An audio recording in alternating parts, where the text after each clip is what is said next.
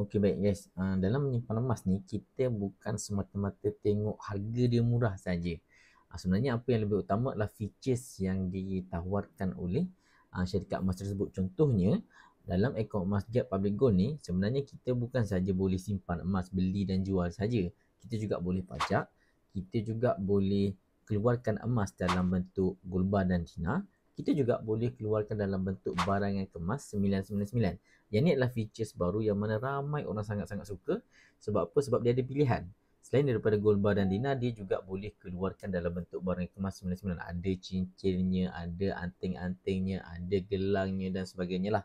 Jadi ini adalah kelebihan yang Public Gold offer kepada penyimpan-penyimpan emas dalam akaun emas Gap. Sebab tu saya tak heran kalau tuan-puan belum lagi tahu features ni, selepas dah tahu tuan-puan akan seronok. Sebab features ini membenarkan anda untuk, orang kata, untuk ada satu ekosistem simpanan emas yang komplit lah. Okey, kepada penyimpan emas semua, jangan risau soal harga, sebab harga emas ni tak beza banyak pun sebenarnya.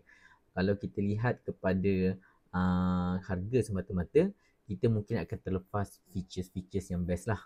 Alright, baik, itu saja dari saya.